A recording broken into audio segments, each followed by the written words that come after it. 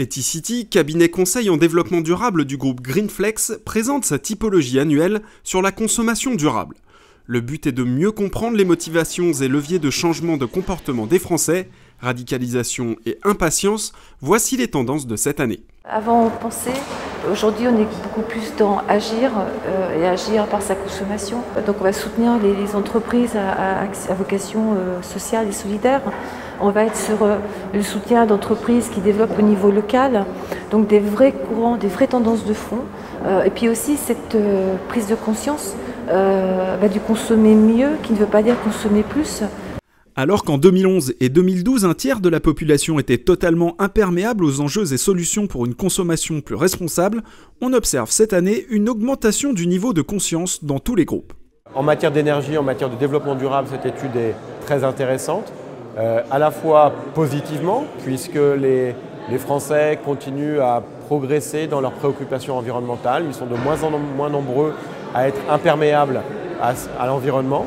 Mais de point de vue plus négatif, surtout sur l'énergie, on voit que les préoccupations sur l'isolation, sur l'économie d'énergie baissent du fait de la crise, du fait d'autres évolutions.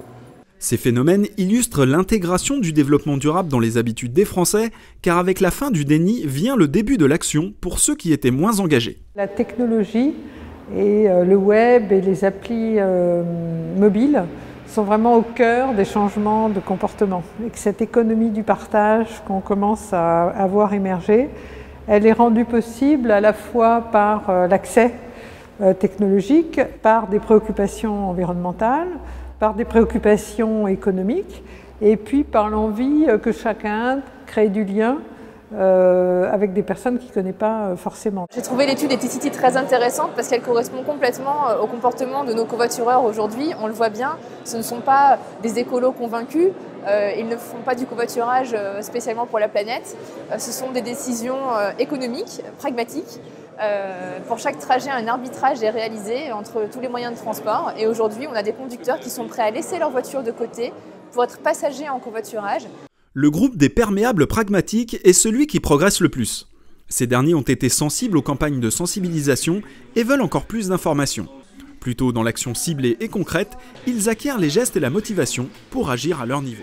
On a vraiment le sentiment qu'il faut d'abord répondre à ce qui concerne les gens personnellement avant d'essayer de répondre à des enjeux qui sont des enjeux plus globaux, des enjeux de protection de la planète. Donc ça les intéresse aussi, mais il faut aussi répondre à leurs problématiques au jour le jour, que ce soit des problématiques économiques ou des problématiques environnementales ou sociales. La perte de confiance dans les politiques, les entreprises et les marques progresse dans tous les groupes et elle est accompagnée d'un besoin d'essentiel.